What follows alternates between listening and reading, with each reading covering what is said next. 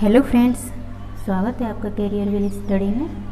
आज मैं आपके लिए लेकर आई हूँ वर्णमाला, हिंदी का चैप्टर फर्स्ट वर्णमाला। मैं आपको वर्णमाला का पूरा कंप्लीट टॉपिक कराऊंगी इस वीडियो में। तो हम स्टार्ट करते हैं। देखो, वर्णमाला में सबसे पहले क्या आते हैं।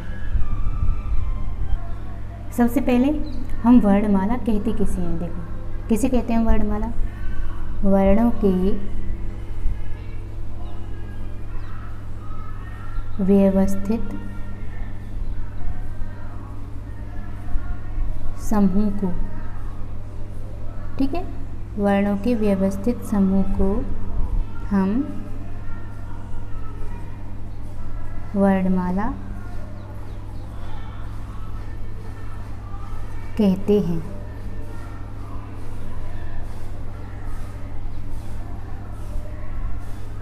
तो वर्णमाला पता चल गया हमें। वर्णों के व्यवस्थित समूह को हम वर्णमाला कहते हैं, ठीक है। उसके बाद आता है वर्ण। वर्ण किसे कहते हैं? देखो, वर्ण कौन से होते हैं? जैसे का, खा, ग, ये वर्ण होते हैं हमारे, मतलब जिसको खंड खंड ना किया जा सके, जिसे ना तोड़ा जा सके, उसे हम वर्ण कहते हैं, ठीक है। जिसके टुकड़े या खंड ना किए जा सकें, जिसके टुकड़े या खंड ना किए जा सकें, ठीक है, उसे हम वर्ण कहते हैं। उसे हम वर्ण कहते हैं। उसके बाद जिसकी वर्ण, एक हम कहते हैं अक्षर। अक्षर किसे कहते हैं हम? अक्षर किसे कहते हैं? देखो, आ का मतलब होता है ना, और क्षर का मतलब होता है कम। इसका मतलब है कि कम ना होना, कम ना होना, कम ना होना, यानी कि जिसे कम या नष्ट ना किया जा सके, ठीक है, जिसे कम या नष्ट ना किया जा सके, उसे कहते हैं हम अक्षर, ठीक है। आपको ये बातें समझ आ गई। उसके बाद होती है ध्वनि। ध्वनि किसे कहते हैं? देखो, हम आवाज़ को ध्वनि कहते हैं। जो हम हमारे मुख से जो आवाज़ निकलती है उसी को हम ध्वनि कहते हैं। तो देखो, प्रत्येक वर्ण अक्षर में एक साउंड होती है जो प्रत्येक दूसरे वर्ण से भिन्न होती है, उसी को ध्वनि कहते हैं, ठीक है। प्रत्येक वर्ण अक्षर में एक साउंड होती है,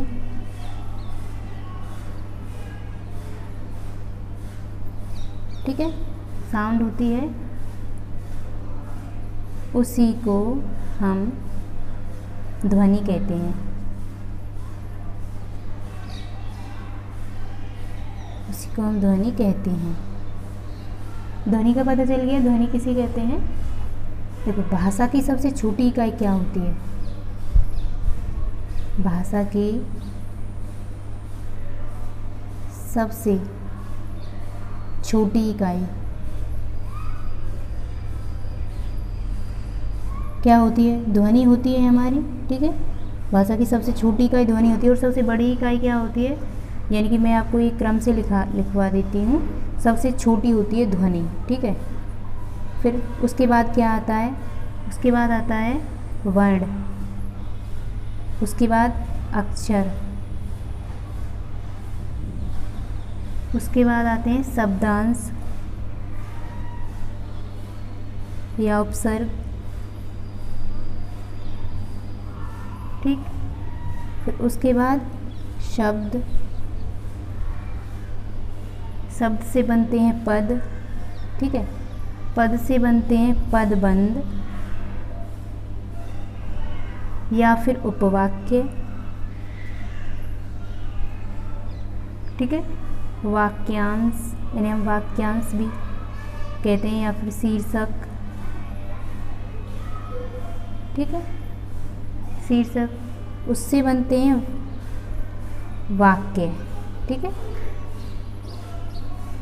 वाक्यों से बनते हैं अनुच्छेद, और अनुच्छेद से बनते हैं अध्याय, और अध्याय से बनती हैं रचना, रचना से बनती हैं पुस्तक, और पुस्तक से बनते हैं काव्य, और काव्यों से ग्रंथ। ठीक है, तो आप इस तरह ऑप्शन में देखकर पता लगा सकते हैं आराम से।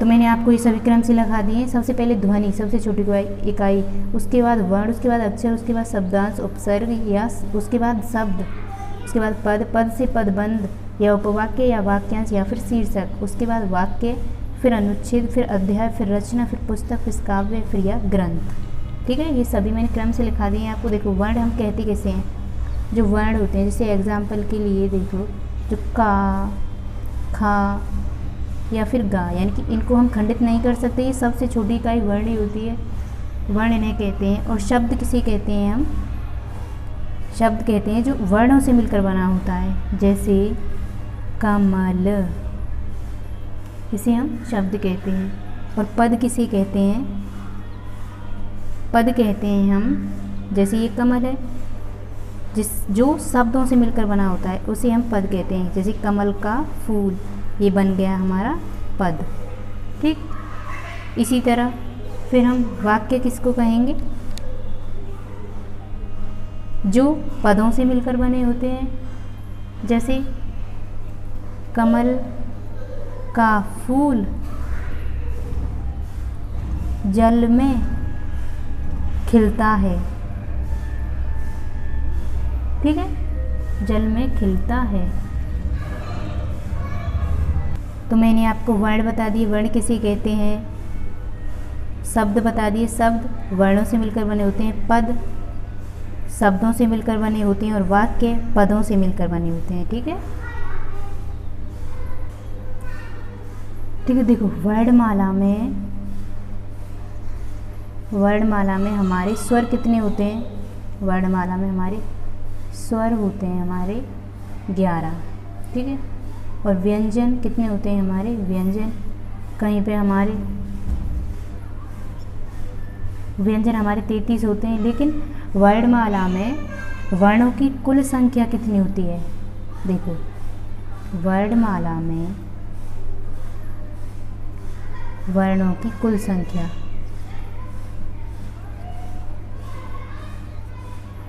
वर्णों की कुल संख्या कितनी होती है, देखो कहीं पे तो होती है 44, कहीं पे 48, कहीं पे 52, कहीं पे 54, ऐसे ये 4 ऑप्शन होते हैं।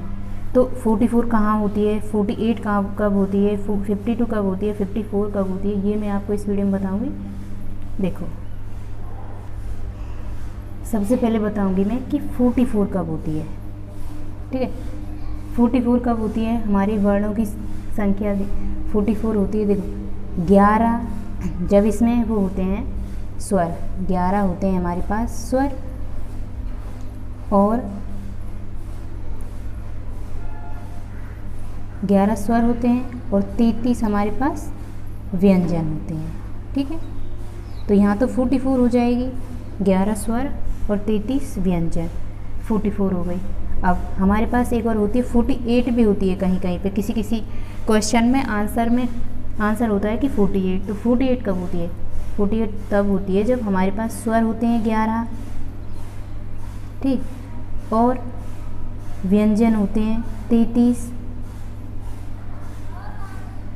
ठीक है, 33 व्यंजन होते हैं, और हमारे 4 होते हैं इसमें आयोगवाह। ठीक है, आयोगवाह को भी हम इसमें ऐड कर लेते हैं, तब होते हैं हमारे ये 44। जब स्वर व्यंजन और 4 आयोगवाह भी ऐड कर लेते हैं तब 48 हो जाते हैं ये, और जब आयोगवाह ऐड नहीं करते तो 44 रहते हैं। तो 44 कब होते हैं और 48 कब होते हैं ये आपको पता चल गया। अब मैं बताऊंगी आपको कि 52 और 54 कब होते हैं।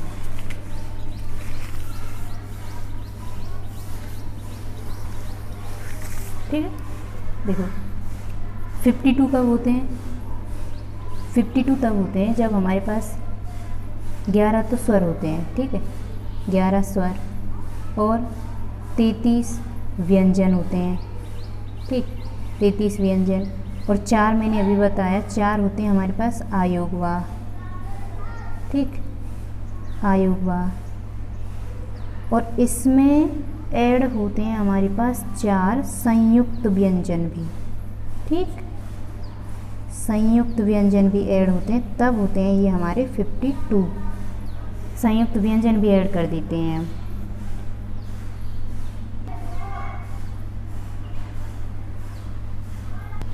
देखो 54 कब होते हैं, तो हमारे पास 11 स्वर,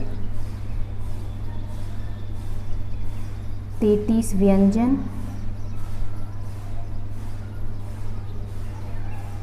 और 4 आयोगवाह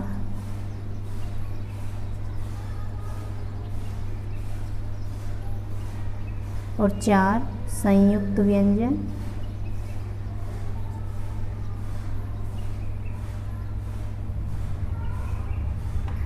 और इसमें हम 2 रा लगा लेते हैं। रा, जो वो रा होती हैं, एक ये वाली रा और एक ऐसे वाली रा। जैसे का पे ये रा चढ़ती है ऐसे, और जैसे किसी भी अक्षर पर इस ता पे ये वाली रा चढ़ती है, ये दोनों वाली रा इसमें हम ऐड कर लेते हैं। रा के 2 रूप होते हैं, एक ये और एक ये, तब हो जाते हैं हमारे 54 वर्ण। तो हम ये ऑप्शन देख के लगा लेंगे। अगर हमारे पास 44 ऑप्शन में है तो 44 सही होगा, अगर 48 ऑप्शन में है तो 48 सही होगा, और 52 ऑप्शन में है तो 52 सही होगा, 54 ऑप्शन में है तो 54 सही होगा। सबसे ज़्यादा मान्यता पहले हम 54 को देंगे, उसके बाद 52, उसके बाद 48, उसके बाद 44, ठीक है। अगर ऑप्शन में ये सारी चीज़ें दे रखी हैं तो 54 को मानेंगे हम। अगर ये 3 चीज़ें ऑप्शन में हैं तो 52 को, फिर 48 को, फिर 44 को। आपको पता चल गया होगा कि कैसे करना है। अब है हमारे पास वर्ण के भेद, ठीक है, आगे कराना है। वर्ण के भेद कितने होते हैं, देखो वर्ण के भेद 2 भी होते हैं और वर्ण के भेद 3 भी होते हैं। यानी कि 2 कौन कौन से होते हैं और 3 कौन कौन से होते हैं, ये बताऊंगी मैं आपको अभी। देखो वर्ण के भेद, अगर ऑप्शन में 2 है तो 2 सही है, अगर ऑप्शन में 2 और 3 दोनों हैं तो 3 सही है, ठीक है। पहले हम मान्यता 3 को देंगे, उसके बाद 2 को, ठीक। देखो वर्ण के भेद कौन कौन से होते हैं। पहला होता है हमारे पास स्वर, दूसरा होता है व्यंजन, और तीसरा होता है हमारा विसर्ग। वो स्वर व्यंजन, वो आयोगवाह। तीसरा होता है हमारे पास आयोगवाह, ठीक है। क्योंकि कहीं कहीं पे आयोगवाह को माना नहीं जाता, इसलिए 2 होते हैं इस वर्ण के भेद, और जहाँ मानते हैं वहाँ पे 3 होते हैं वर्ण के भेद, ठीक है। तो 2 कब होंगे और 3 कब होंगे, पता चल गया आपको।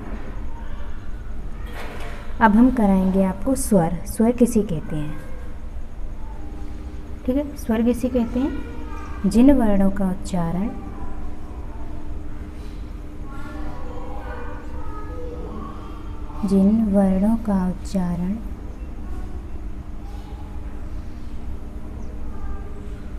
बिना किसी दूसरे वर्ण की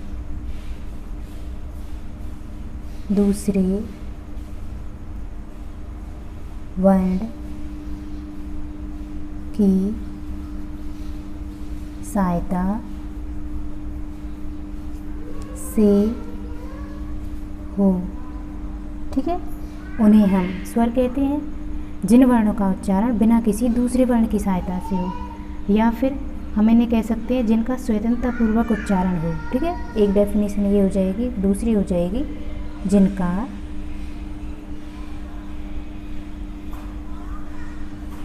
स्वतंत्रतापूर्वक उच्चारण हो, ठीक। तो स्वर पता चल गया किसे कहते हैं, जिन वर्णों का उच्चारण बिना किसी दूसरे वर्ण की सहायता से हो, या फिर जिनका स्वतंत्रतापूर्वक उच्चारण हो, उन्हें हम स्वर कहते हैं। अब बताएंगे हम आपको व्यंजन। व्यंजन की परिभाषा क्या है। व्यंजन वर्ण का उच्चारण स्वर वर्ण की सहायता से होता है। ठीक है, व्यंजन का पता चल गया। व्यंजन की डेफिनेशन, पहले मैं इनकी डेफिनेशन करा रही हूँ आपको, फिर उससे डिटेल में बताऊंगी कि स्वर कहते किसे हैं, व्यंजन कहते किसे हैं और अनुस्वार कहते किसे हैं। ठीक है, तो व्यंजन पता चल गया। ठीक है, आयोगवा किसे कहते हैं? आयोगवा एक प्रकार के चिन्ह होते हैं। ठीक है,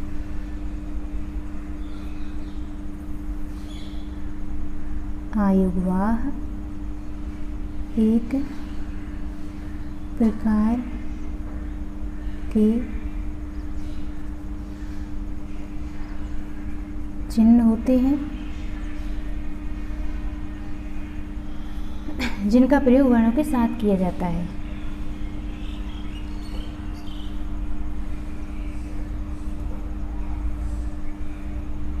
जिनका प्रयोग वर्णों के साथ किया जाता है। ठीक है, अभी कौन कौन से चिन्ह होते हैं मैं आपको बताऊंगी। आयोगवा की डेफिनेशन भी हो गई, और उसके बाद हम बताएंगे आपको स्वर कौन कौन से।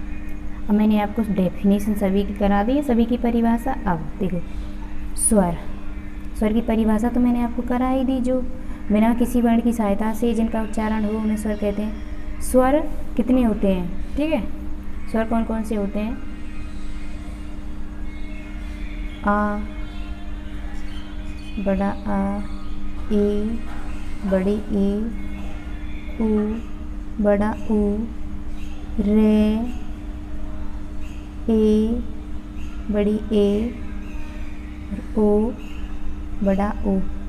ये होते हैं हमारे पास स्वर। स्वरों की संख्या कितनी होती है? 1 2 3 4 5 6 7 8 9 10 11। स्वरों की संख्या होती है हमारी 11। ठीक है, स्वरों की संख्या 11 होती है। ये पता चल गया आपको, स्वरों की संख्या 11 होती है। अब हम आते हैं स्वर के भेद। ठीक, स्वर के भेद कितने होते हैं? अभी तक आपने स्वर के भेद पढ़े होंगे, सिर्फ तीन पढ़े होंगे, लेकिन स्वर के भेद कितने होते हैं? वो 3 कब होते हैं ये मैं आपको बताऊंगी। स्वर के भेद होते हैं 4। स्वर के भेद 4 होते हैं। कौन कौन से होते हैं ये अभी बताऊंगी मैं। ठीक है, स्वर के भेद कितने होते हैं? 4। कौन कौन से? पहला होता है हमारा मात्रा व उच्चारण के आधार पर। मात्रा व उच्चारण के आधार पर। ठीक है, मात्रा व उच्चारण के आधार पर पहला, और दूसरा होता है ओष्ठ आकृति के आधार पर। ओष्ठ आकृति के आधार पर।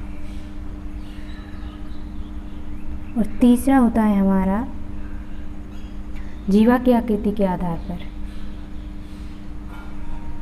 ठीक है, जीवा की आकृति के आधार पर। ठीक, और चौथा होता है हमारा मुखाकृति के आधार पर। मुखाकृति के आधार पर। ठीक, ये होते हैं 4। मात्रा व उच्चारण के आधार पर, ओष्ठ आकृति के आधार पर, जीवा की आकृति के आधार पर और मुखाकृति के आधार पर। अब 3 भेद कब होते हैं? 3 कब होते हैं? ये मात्रा व उच्चारण के आधार पर होते हैं स्वर के भेद 3। ठीक है, और ओष्ठ आकृति के आधार पर स्वर के भेद होते हैं 2, और जीवा की आकृति के आधार पर होते हैं स्वर के भेद 3, और मुखाकृति के आधार पर होते हैं स्वर के भेद 4। अब स्वर के भेद 3 और 4 कब होते हैं पता चल गया। वैसे तो स्वर के भेद होते हैं 4, और चारों के पार्ट हैं जो फर्स्ट में 3, सेकंड में 2, थर्ड में 3, फोर्थ में 4। ठीक है, अब हम कराएंगे पहले आपको मात्रा व उच्चारण के आधार पर स्वर के भेद। देखो, मात्रा व उच्चारण के आधार पर स्वर के भेद कितने होते हैं? 3। कौन कौन से? पहला है ह्रस्व स्वर, ठीक है। दूसरा है दीर्घ स्वर और तीसरा है प्लुत स्वर। ठीक, अब देखो ह्रस्व स्वर कौन से होते हैं? ह्रस्व स्वर किसे कहते हैं? ह्रस्व स्वर जिन्हें बोलने में एक मात्रा का समय लगे, ठीक है, जिनका उच्चारण करने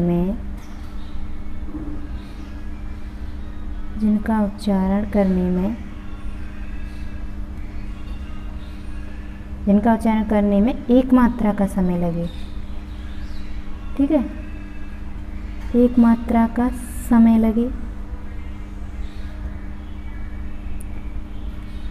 उन्हें हम ह्रस्व स्वर कौन कहते हैं? ठीक है, जिनका उच्चारण करने में एक मात्रा का समय लगे उन्हें ह्रस्व स्वर कहते हैं हम, ठीक है, ह्रस्व स्वर कहते हैं। ह्रस्व स्वर कौन कौन से होते हैं? ह्रस्व स्वर होते हैं छोटा आ, छोटी ई, छोटा ऊ और रे, ठीक है। इनकी संख्या 4 होती है, इनकी संख्या 4 होती है।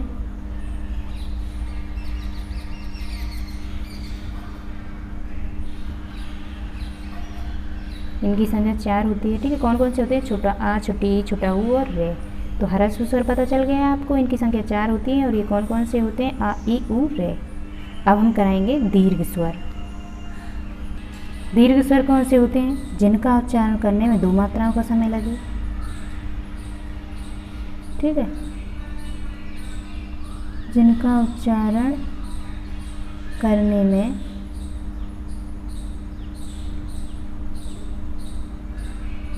2 मात्राओं का समय लगे, ठीक है, जिनका उच्चारण करने में 2 मात्राओं का समय लगे उन्हें हम दीर्घ स्वर कहते हैं। कौन कौन से होते हैं ये दीर्घ स्वर? बड़ा आ, बड़ी ई, बड़ा ऊ, छोटी ए, बड़ी ए, छोटा ऊ और बड़ा ऊ, ठीक। इनकी संख्या कितनी होगी? 1, 2, 3, 4, 5, 6, 7। इनकी संख्या कितनी होती है? 7। इनकी संख्या 7 होती है दीर्घ स्वर की, ठीक है। अब हम कराएंगे प्लुत स्वर। प्लुत स्वर किसे कहते हैं? देखो, जिनका उच्चारण करने में 2 या 2 से अधिक मात्राओं को समय लगे उन्हें हम प्लुत स्वर कहते हैं, ठीक है, जिनका उच्चारण करने में 2 या 2 से अधिक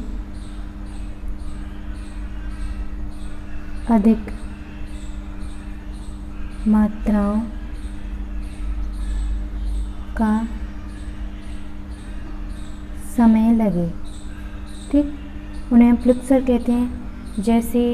जैसे हम बोलते हैं राम, ऐसे यहाँ पे थोड़ा ज़्यादा समय लग रहा है तो ये प्लुत स्वर है राम। जैसे कि ओम,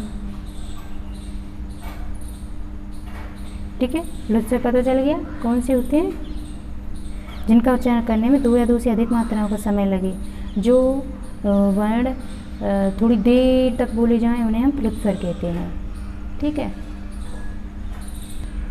तो देखो, दीर्घ स्वर में एक चीज़ छूट गई, कौन सी? जैसे दीर्घ स्वर होते कौन कौन से हैं?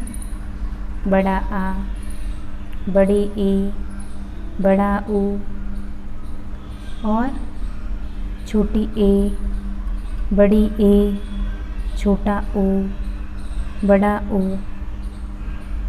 तो ये होते हैं दीर्घ स्वर।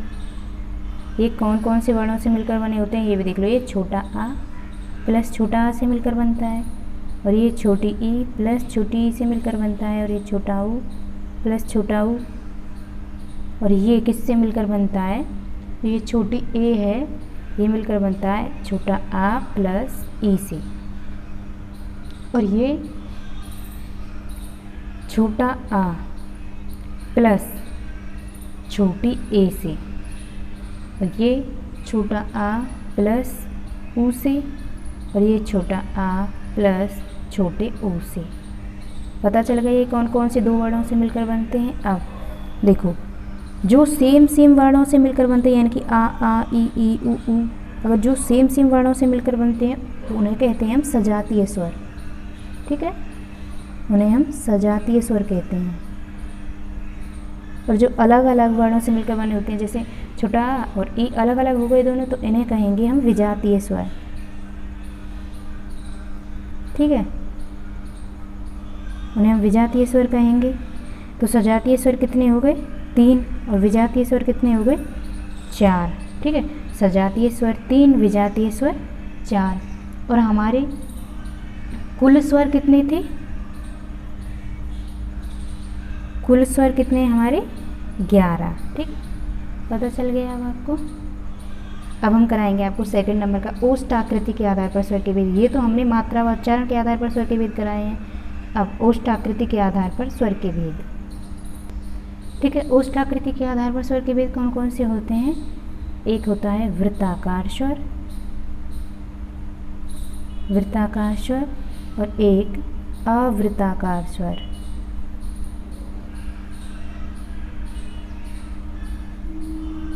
ठीक है, तो वृत्ताकार स्वर कौन कौन से होते हैं। देखो, वृत्ताकार स्वर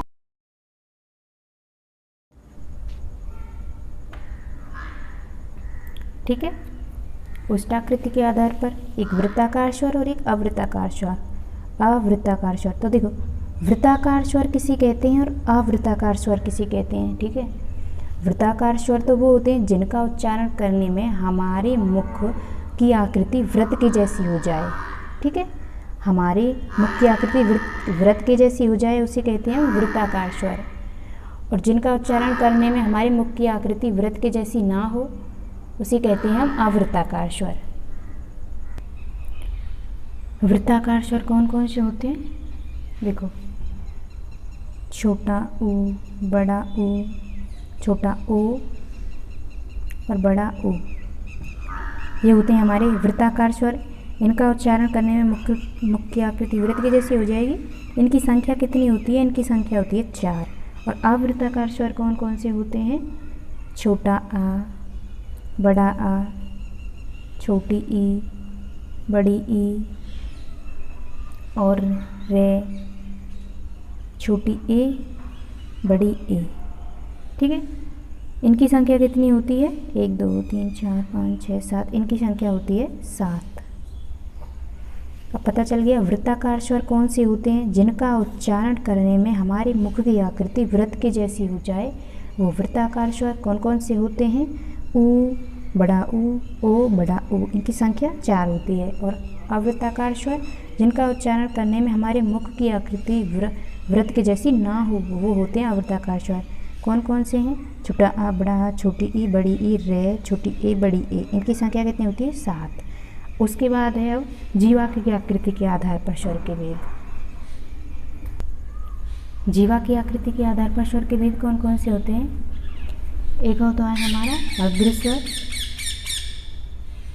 अग्रस्वर। एक होता है पश्च स्वर,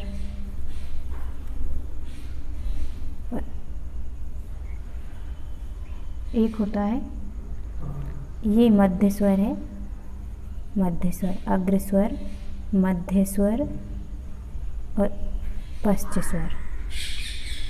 ठीक है, 3 होते हैं।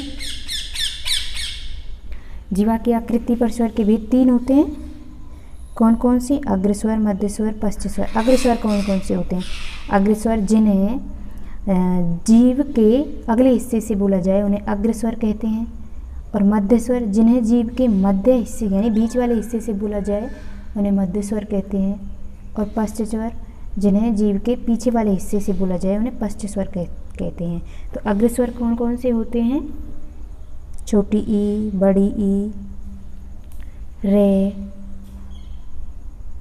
छोटी ए, बड़ी ए, ये होते हैं हमारे अग्र स्वर। इनकी संख्या कितनी होती है? 5। और मध्य स्वर होता है हमारा सिर्फ एक ही, छोटा आ, ये मध्य स्वर है, इसकी संख्या 1। और पश्च स्वर कौन कौन से होते हैं? बड़ा आ, छोटा ऊ, बड़ा ऊ, छोटा ओ और बड़ा ऊ। इनकी संख्या कितनी होती है? इनकी संख्या भी 5 होती है। ठीक है, तो अग्र स्वर, मध्य स्वर, पश्च स्वर पता चल गया कौन कौन से होते हैं। उसके बाद है हमारे पास मुखाकृति के आधार पर स्वर के भेद। ठीक है, अब है मुखाकृति के आधार पर स्वर के भेद कितने होते हैं? 4। कौन कौन से? संवृत स्वर, नंबर 1 संवृत, नंबर 2 विवृत,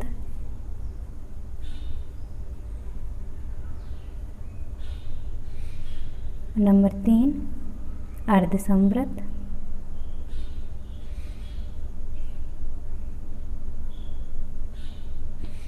नंबर 4 अर्ध विवृत। ठीक है, संवृत स्वर, विवृत स्वर, अर्ध संवृत और अर्ध विवृत। ठीक है, संवृत स्वर कौन कौन सी? संवृत स्वर कहते किसे हैं? संवृत स्वर किसे कहते हैं? जिनका उच्चारण करने में आधा मुंह खुला होता है। ठीक है, उन्हें कहते हैं संवृत स्वर।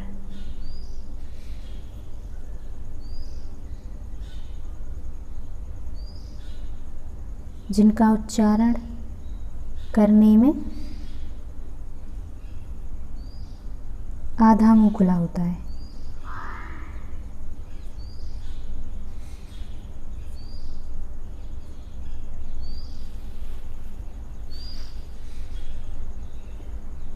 ठीक है, समृत स्वर जिनका उच्चारण करने में आधा मुंह खुला होता है समृत स्वर, और विवृत जिनका उच्चारण करने में पूरा मुंह खुला होता है उन्हें विवृत कहते हैं। ठीक है, और अर्धसमृत, अर्धसमृत का मतलब है जिनका उच्चारण करने में आधे से थोड़ा कम मुंह खुला होता है उन्हें अर्धसमृत कहते हैं, आधे से भी कम। अर्धसमृत और विवृत स्वर जिनका उच्चारण करने में पूरे मुंह से थोड़ा कम मुंह खुला होता है उन्हें अर्धविवृत कहते हैं। ठीक है, ये पता चल गया। समृत कौन से होते हैं? जिनका उच्चारण करने में आधा मुंह खुला हो। ठीक है, जिनका उच्चारण करने में आधा मुंह खुला हो समृत, और अर्धसमृत जिनका उच्चारण करने में आधे से थोड़ा कम, यानी कि अर्ध का मतलब है आधा, यानी कि ये जितना है उससे ये आधा, तो इसका उच्चारण करने में पूरा मुंह खुला होता है तो इसका उच्चारण करने में पूरे से थोड़ा कम मुंह खुला होता है। ठीक है, तो ये पता चल गया समृत, विवृत, अर्धसमृत और अर्धविवृत। अब देखो इनकी ये होते कौन कौन से हैं?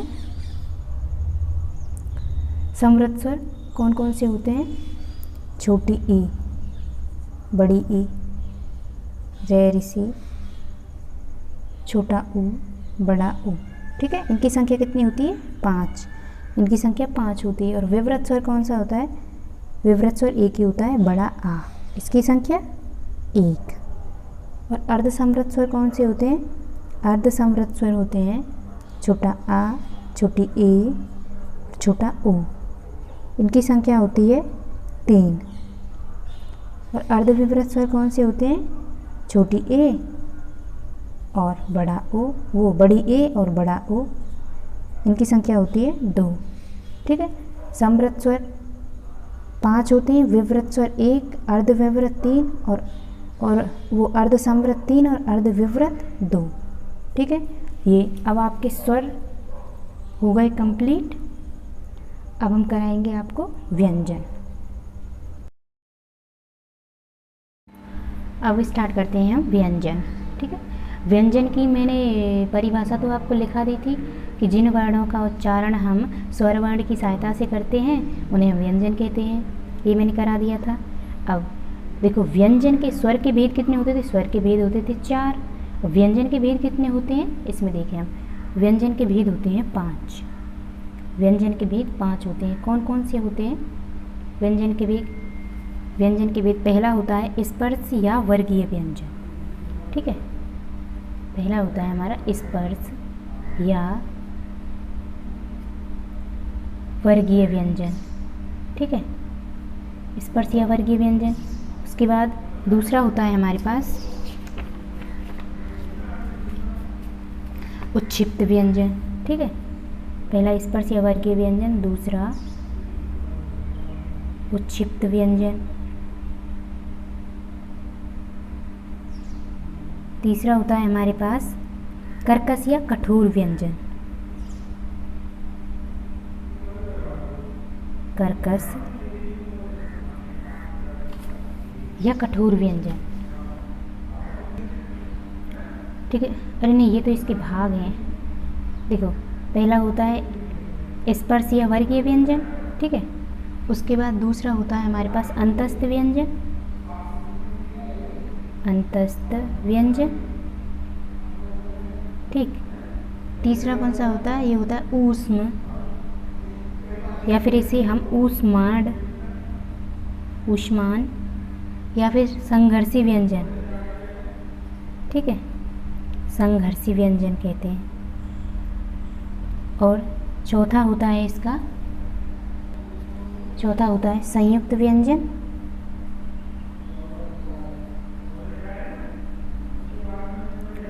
उसके बाद पांचवा होता है हमारा उच्छिप्त व्यंजन, ठीक है, उच्छिप्त व्यंजन। अब हो गई 5 भाग, कौन कौन से? पहला स्पर्श या वर्गीय व्यंजन, दूसरा अंतस्थ व्यंजन, ऊष्माण या संघर्षी व्यंजन, और चौथा संयुक्त व्यंजन, और पांचवा उच्छिप्त व्यंजन। अब सबसे पहले हम करेंगे स्पर्श या वर्गीय व्यंजन किसे कहते हैं, ठीक है। सबसे पहले हम स्पर्श व्यंजन कहते किसे हैं? देखो, स्पर्श व्यंजन उसे कहते हैं जो जिसका उच्चारण करने में, जिन वर्णों का उच्चारण करने में ध्वनि हमारे मुख को स्पर्श मात्र करे केवल, उन्हें हम स्पर्श व्यंजन कहते हैं। ये कौन कौन से होते हैं? देखो कौन कौन से, इसमें वर्ग होते हैं स्पर्श व्यंजन में, का वर्ग, चा वर्ग, टा वर्ग, ता वर्ग और पा वर्ग, ठीक है। का वर्ग होता है, चा वर्ग होता है, टा वर्ग होता है, ता वर्ग होता है और पा वर्ग होता है, ठीक। अब का वर्ग में कौन कौन से आते हैं? का वर्ग में आते हैं का, खा, गा, घा और डा, इसकी आगे बिंदी होती है। चा वर्ग में चा, छा, जा, झा और अणा। टा वर्ग में टा, ठा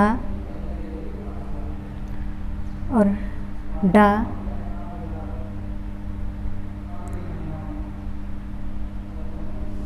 ढा और अणा, ठीक। और ता वर्ग में ता, था, दा, धा और ना। पा वर्ग में पा, फा, बा, भा और माँ, ठीक है। ये हमारे स्पर्श या वर्गीय व्यंजन, इन्हें हम स्पर्श व्यंजन भी कहते हैं और इन्हीं को हम वर्गीय व्यंजन भी कहते हैं, ठीक है। अब इसके बाद देखो, जो इसके ये लास्ट वाले वर्ड हैं, ठीक है, इन सभी को हम स्पर्श व्यंजन कहते हैं। जो इसके ये लास्ट वाले वर्ड हैं, इनको हम पंचम वर्ण भी कह सकते हैं, ठीक है, पंचम वर्ण या फिर पंचाक्षर, इन्हें हम पंचाक्षर भी कह सकते हैं, या फिर अनुनासिक वर्ण भी कह सकते हैं हम इन्हें, अनुनासिक जो वर्ण नाक से बोल जाते हैं उन्हें अनुनासिक वर्ण कहते हैं, इन्हें अनुनासिक वर्ण भी कह सकते हैं, या फिर नासिक के वर्ण, ठीक है, इसके कई नाम हैं, नासिक के वर्ण भी कह सकते हैं। अब ये पता चल गया। अब अनुनासिक वर्ण भी कह सकते हैं हम इन्हें, पंचम वर्ण, पंचाक्षर या नासिक के वर्ण। अब ये हो गया। इन्हें हम ऐसे यूज करते हैं जैसे कि मंगल, तो जो ये हमारी बिंदी है ये हमारी अनुनासिक वर्ण है। ये कई जगह जो यूज होते हैं, जैसे मंगल, जैसे कि लिंग में तो ये बिंदी आ गई, यही बिंदी अनुनासिक वर्ण है, ठीक है। अब है हमारे पास अंतस्थ व्यंजन। ठीक है, ये दूसरा भाग है, दूसरा भेद है व्यंजन का, अंतस्थ व्यंजन। अंतस्थ व्यंजन किसे कहते हैं? देखो, जब फेफड़े पहले अंदर की ओर श्वास वायु लें फिर छोड़ें तो ये क्रिया अंतस्थ कहलाती है। ठीक है, जब फेफड़े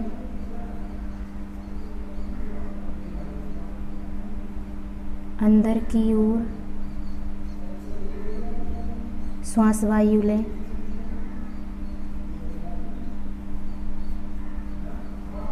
ठीक है, अंदर की ओर श्वास वायु लें फिर छोड़ें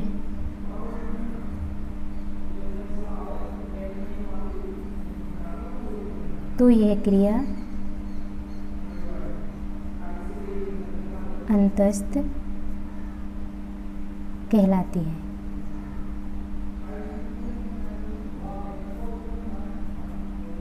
ठीक है, तो यह क्रिया अंतस्थ कहलाती है। अब इसके बाद अंतस्थ व्यंजन कहते किसे हैं? अंतस्थ व्यंजन कौन कौन से होते हैं? या, रा, ला और वा, ये चार होते हैं हमारे अंतस्थ व्यंजन। या, रा, ला, वा। ठीक है,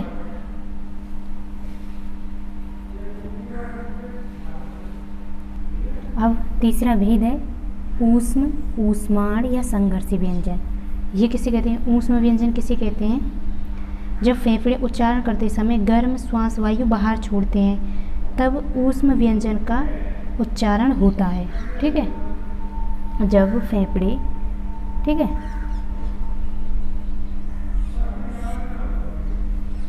फेफड़े जब उच्चारण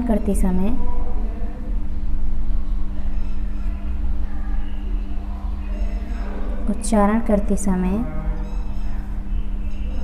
श्वास वायु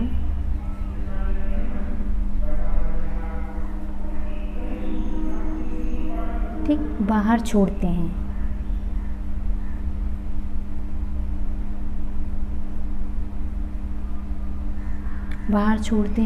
तब उस व्यंजन का उच्चारण होता है। तब ऊष्म व्यंजन का उच्चारण होता है। ठीक है, ऊष्म व्यंजन कौन कौन से होते हैं? ऊष्म व्यंजन होते हैं हमारे सा, सा और हा, यानी कि तीनों सा और एक हा, ये होते हैं ऊष्म व्यंजन। इनकी संख्या कितनी होती है? 4 ऊष्म व्यंजनों की। अब उसके बाद है हमारा चौथा भेद। ठीक है, चौथा भेद है हमारा संयुक्त व्यंजन। संयुक्त व्यंजन कैसे कहते हैं? जो दो वर्णों की सहायता से मिलकर बने होते हैं उन्हें संयुक्त व्यंजन कहते हैं। ठीक है, संयुक्त व्यंजन कौन कौन से होते हैं? छा, त्र, ज्ञा और स्र। अब देखो, छा किस किस से मिलके बना है? का प्लस सा। त्र ता प्लस रा से मिलकर बना है। और ज्ञा जा प्लस अणा से मिलकर बना है। और स्र सा प्लस रा से मिलकर बना है। ठीक है, तो संयुक्त व्यंजन की परिभाषा क्या होगी? जो दो वर्णों की सहायता से मिलकर बने होते हैं। ठीक है, उन्हें हम संयुक्त व्यंजन कहते हैं। कौन कौन? इनकी संख्या कितनी होती है? इनकी संख्या होती है 4। कौन कौन से होते हैं? छा, त्र, ज्ञा और स्र। और छा किससे मिलकर बना होता है? का प्लस सा, त्र ता प्लस रा, ज्ञा जा प्लस अणा और स्र सा प्लस रा। संयुक्त व्यंजन हो गए हमारे। अब बचा है हमारा लास्ट भेद उत्क्षिप्त व्यंजन। ठीक है,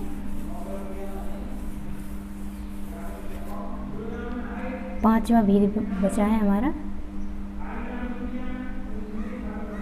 उत्क्षिप्त व्यंजन। उत्क्षिप्त व्यंजन कौन से होते हैं? इन व्यंजनों का प्रयोग हमेशा किसी शब्द के बीच या अंतिम वर्ण के रूप में होता है, उन्हें हम उत्क्षिप्त व्यंजन कहते हैं। ठीक है, कौन कौन से? जैसे कि वो वाले डा और ये डा और ढा बताए थे ना, ये हमारे उत्क्षिप्त व्यंजन है। डा और ढा हमारी उत्क्षिप्त व्यंजन है। इनकी संख्या कितनी है? 2। इनका प्रयोग हमेशा वर्ण के बीच में या फिर अंत में होता है, पहले कभी नहीं होगा। अगर पहले है तो वो अशुद्ध वर्ण है, ठीक है। अगर इनका प्रयोग पहले है, जैसे इनका प्रयोग कहाँ होता है, देखो जैसे कि डंडा,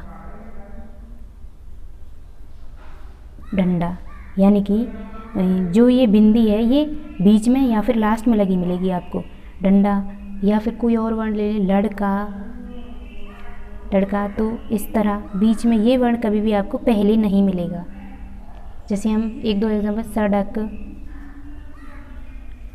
या फिर चढ़, या फिर पढ़, या फिर मेढक, तो आपको कोई भी वर्ण ऐसा नहीं मिलेगा जिसमें इनका उच्चारण शब्द के पहले हो, लास्ट में या फिर बीच में ही मिलेगा आपको।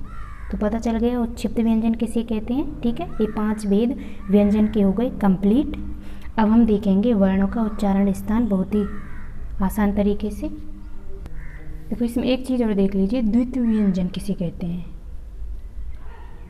द्वित्व व्यंजन, द्वित्व व्यंजन किसे कहते हैं, द्वित्व व्यंजन जो 2 वर्णों की सहायता से मिलकर बनता है। जैसे बच्चा, एक आधा वर्ण और एक पूरा वर्ण लगेगा इसमें, उसे हम द्वित्व व्यंजन कहते हैं। जैसे ये आधा चा और पूरा चा। जैसे हम ले लेते हैं डिब्बा, ये द्वित्व व्यंजन है डिब्बा। या फिर हमने ले लिया बच्चन, ठीक है। इनमें द्वित्व व्यंजन है, जो आधा वर्ण और पूरा वर्ण मिलकर बनाते हैं उन्हें हम द्वित्व व्यंजन कहते हैं। जैसे 56, या फिर हमने ले लिया पप्पू, ठीक है। ये द्वित्व व्यंजन पता चल गया आपको किसे कहते हैं। अब एक और व्यंजन है पार्श्विक या प्रकंपित व्यंजन, ये और देख लीजिए आप, ये कौन सा होता है, पार्श्विक या प्रकंपित व्यंजन।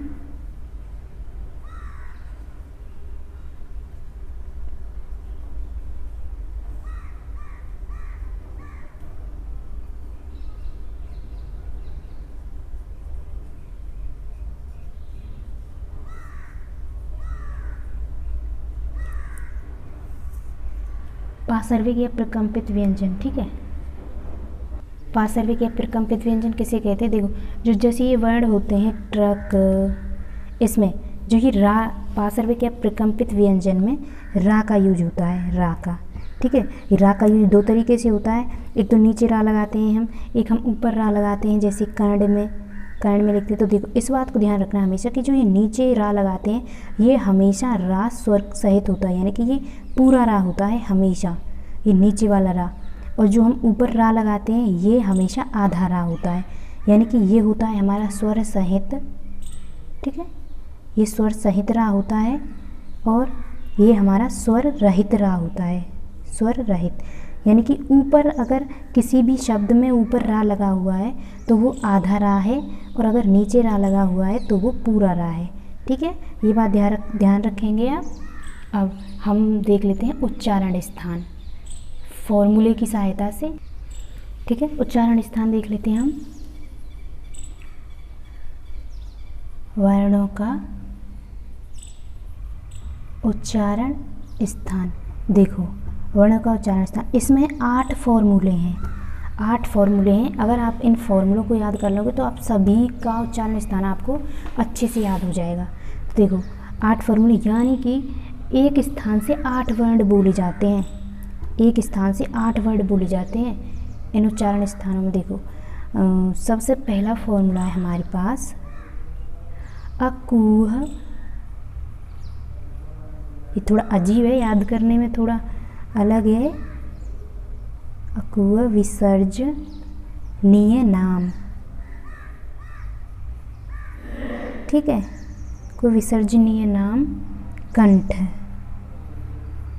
यानी कि इसका मतलब है, आ का मतलब है एक तो आ, और का मतलब है का वर्ग वाले, का वर्ग वाले, का वर्ग वाले कौन से हैं, का वर्ग वाले का, खा, गा, घा और अणा, ठीक है, का वर्ग वाले, ठीक है।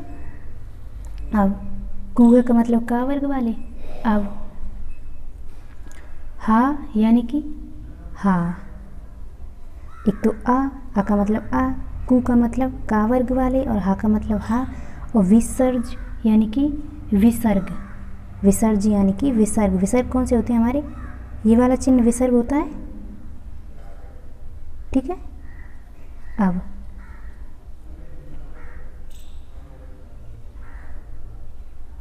ये विसर्ग होता है, ये वाला चिन्ह मैंने बताया आपको। अब निये नाम का मतलब है नाम वाले, नाम वाले कहाँ से बोले जाते हैं, कंठ से, ठीक है, कंठ से बोले जाते हैं। यानी कि अकुआ विसर्जनीय नाम का मतलब है आ का आ, का से का वर्ग, हा से हा, विसर्जनीय यानी कि विसर्ग, और निये मतलब नाम वाले यानी कि आ का हा और विसर्ग नाम वाले कंठ से बोले जाते हैं। तो कितने वर्ण हो गए ये,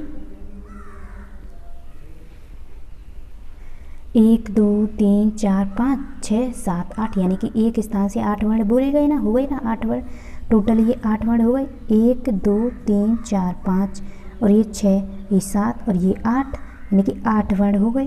अकुआ विसर्जनीय नाम कंठ, तो कंठ से कौन से बोले जाते हैं, अकुआ विसर्जनीय नाम।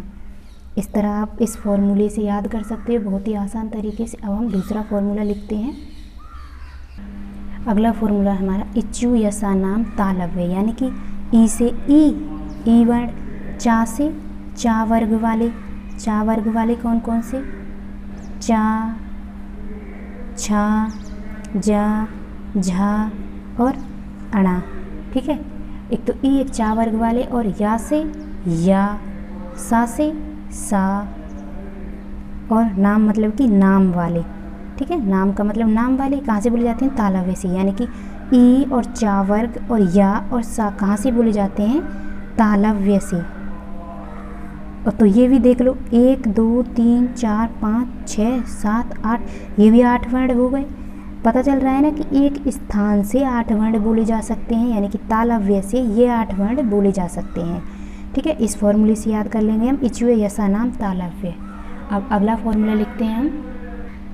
अगला फॉर्मूला है रेट और सा नाम मूर्धन्य, यानी कि रा का मतलब है रा, टा का मतलब है टा वर्ग, टा वर्ग वाले कौन से, टा, ठा, डा, ढा और अणा, ठीक है। और इस रा का मतलब रा, सा का मतलब सा, ना का मतलब नाम वाले, यानी कि रा और टा वर्ग, रा और सा। 1 2 3 4 5 6 7 8, ये भी 8 वर्ण हो गए, ठीक है। यानी कि रेट और सा नाम मूर्धन्य, ये कहाँ से बोले जाएंगे, मूर्धन्य से, ये मूर्धन्य से बोले जाएंगे। यानी कि टा, ठा, डा, ढा, अणा और रा, और ये रा और ये सा कहाँ से बोले जाएंगे, रेट और सा नाम मूर्धन्य से, यानी कि मूर्धन्य से बोले जाएंगे ये 8 वर्ण, ठीक है। अगला फॉर्मूला है हमारे पास। अगले फॉर्मूले से देखो लरा, यानी कि इसका मतलब है लरा, लरा वर्ण, और ता यानी कि ता वर्ग वाले कौन कौन से हैं, ता, था, दा, धा और ना, और ला का मतलब है ला, सा का मतलब है ये वाला सा, ठीक है। ये लरा, ता वर्ग, ला, सा, नाम का मतलब नाम वाले दंतव्य से बोले जाते हैं, ठीक है। कहाँ बोले जाते हैं, दंतव्य से। कौन कौन से देखो हो गए 8, 1 2 3 4 5 6 7 8, यानी कि ये 8 वर्ण कहाँ से बोले जाते हैं, दंतव्य से। ये फॉर्मूला पता चल गया, ठीक है। इसमें क्या है, उपोध्यमानीय नाम ओष्ठ, यानी कि ऊ का मतलब दोनों ऊ, छोटा ऊ और बड़ा ऊ हो गए। पा से पा वर्ग, पा, फा, बा, भा, मा, धैमानीय नाम से, यानी कि उपध्वनीय चिन्ह होता है, ये उपध्वनीय चिन्ह, ये वाला उपध्वनीय चिन्ह होता है। इसका प्रयोग मंत्रों में होता है, ठीक है। हिंदी में इसका कहीं भी यूज़ नहीं है, इसका प्रयोग मंत्रों में होता है। और कहाँ पे होता है, का और खा के साथ, पा और फा के साथ, सिर्फ 2 जगह इसका प्रयोग होता है, का, खा और पा, फा के साथ, ठीक है। इसका नाम है उपध्वनीय, ठीक है। और ये कहाँ से बोले जाते हैं, ओष्ठ से, उपध्यमानीय नाम ओष्ठ। ये फॉर्मूला हो जाएगा, आप इसे याद कर लेना या फिर अपनी कॉपी पे लिख लो, आराम से याद कर लेना। ध्रेमानीय नाम ओष्ठ से बोले जाते हैं, यानी कि ऊ का मतलब है दोनों ऊ, पा का मतलब पा वर्ग, धमनीय का मतलब ये वाला चिन्ह। हो गए, देखो 1 2 3 4 5 6 7 और 8 हो गए 8 वर्ण। अब ओष्ठ तक 5 फॉर्मूले हो गए हमारा। अब है अगला फॉर्मूला। अब देखो ए धातु कंठ तालव्य, ये 6वां फॉर्मूला है। ए धातु यानी ए का मतलब है छोटी ए, धातु यानी कि दोनों, छोटी ए और बड़ी ए, ठीक है, छोटी ए और बड़ी ए दोनों। ए धातु ए, छोटी ए बड़ी ए, धातु यानी कि दोनों, यानी कि दोनों छोटी ए और बड़ी ए कंठ तालव्य, यानी कि कंठ प्लस तालव्य से, ठीक है, कंठ प्लस तालव्य से बोली जाती हैं। दोनों ए हैं जो वो कंठ तालव्य से बोली जाती हैं, ठीक है। अब है अगला फॉर्मूला।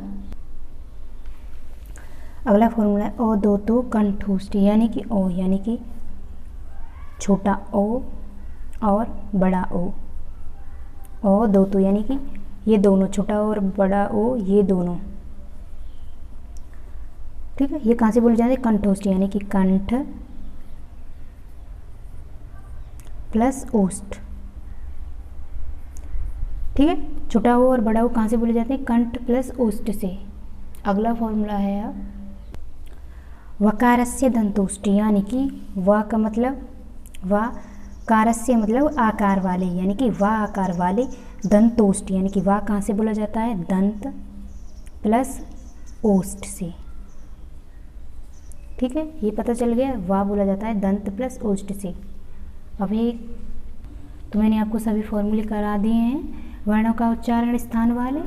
अब है हमारे पास देखो संयुक्त उच्चारण स्थान कौन कौन से हैं, यानी कि उच्चारण स्थान वैसे तो कंठ तालव्य दंत ओष्ठ ये होते हैं, और संयुक्त उच्चारण स्थान कौन से होते हैं? जैसे कंठ तालव्य और दंत प्लस ओष्ठ। संयुक्त उच्चारण स्थान देखो, संयुक्त उच्चारण स्थान जो अभी अभी किए थे वैसे ये कितने होते हैं? संयुक्त उच्चारण स्थान 3 होते हैं। कौन कौन से? कंठ तालव्य, एक तो कंठ तालव्य और एक कंठोष्ठ और एक दंतोष्ठ, 3 होते हैं। देखो कंठ तालव्य से कौन कौन से वर्ण बोले जाते हैं? छोटा ए और बड़ा ए कंठ तालव्य से बोले जाते हैं, और कंठोष्ठ से छोटा ओ और बड़ा ओ कंठोष्ठ से बोले जाते हैं, और दंतोष्ठ से सिर्फ वा बोला जाता है, ठीक है। ये आपको पता चल गया। संयुक्त उच्चारण स्थान 3 होते हैं। कौन कौन से होते हैं?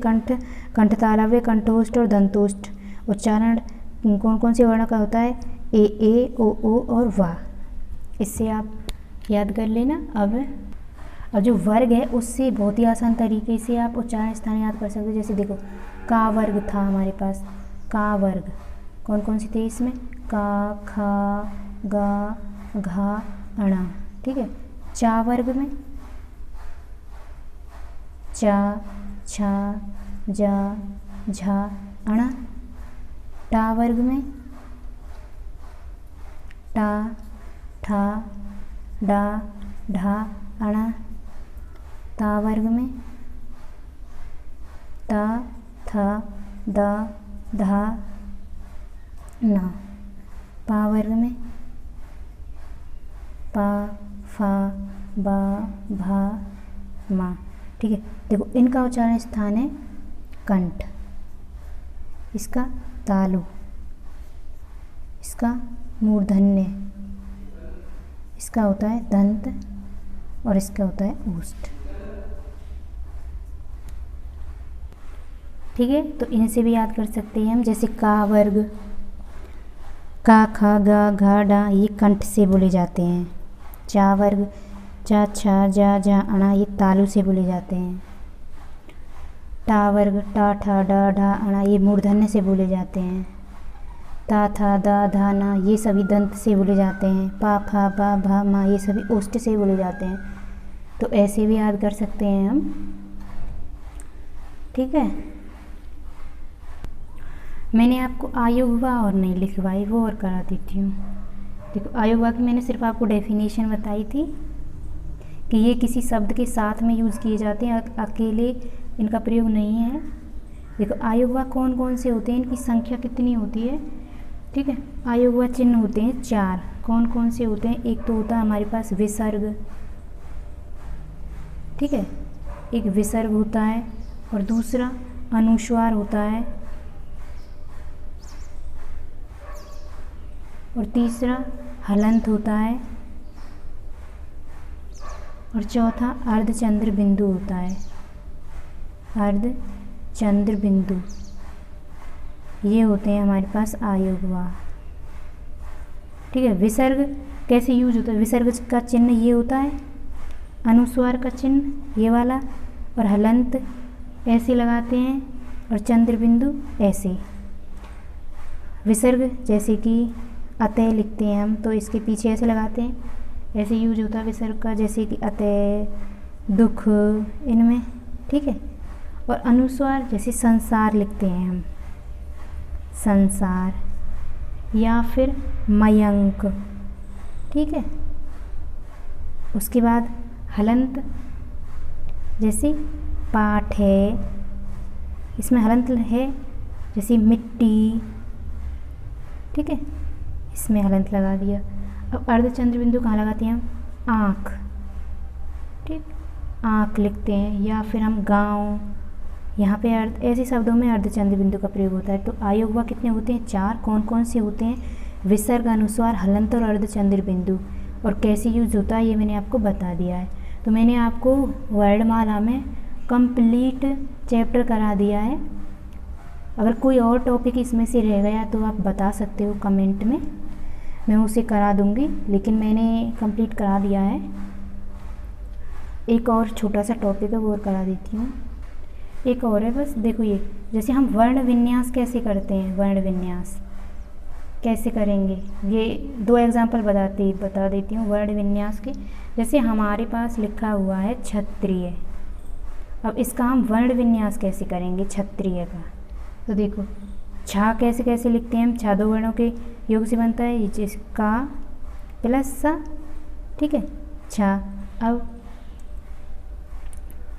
का प्लस सा, मतलब हमें सारे वर्ण तोड़ने हैं जितने टूट सकें, यानी कि का तोड़ लिया। अब सा हमारा पूरा था, तो हम सा हमारा का प्लस सा है, तो सा में अब तो हमारे पास वो है स्वर लगा हुआ है इसमें, अगर हम इसे स्वर रहित बनाएंगे तो देखो का प्लस सा प्लस आ, ठीक, छा बन गया पूरा। अब त्रिय यानी कि ता प्लस रा प्लस ई, ठीक। अब प्लस या और प्लस आ, जो स्वर होते हैं उनके नीचे हलंत कभी नहीं लगता, हलंत हमेशा व्यंजन के नीचे लगता है, ठीक है।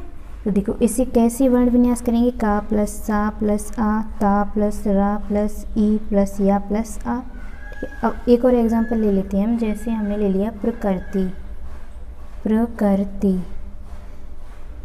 ठीक है। अब पा मैंने क्या बताया था, जो नीचे रा होता है उसमें हमेशा वो रा पूरा होता है, यानी कि उसमें स्वर जुड़ा रहता है। तो पा प्लस रा प्लस आ प्लस का प्लस रा प्लस ता प्लस ई, हो गया प्रकृति का वर्ण विन्यास, ठीक है। वर्ण विन्यास ऐसे कर सकते हैं हम। तो मैंने अब कंप्लीट चैप्टर आपको करा दिया है। आपको हमारी वीडियो कैसी लगी कमेंट में ज़रूर बताएं, और अगर आपको हमारी वीडियो पसंद आई हो तो वीडियो को लाइक करें, और अगर आप हमारे चैनल पर नए हैं तो चैनल को सब्सक्राइब करें। मिलते हैं अगली वीडियो में एक नए टॉपिक के साथ, तब तक के लिए नमस्कार।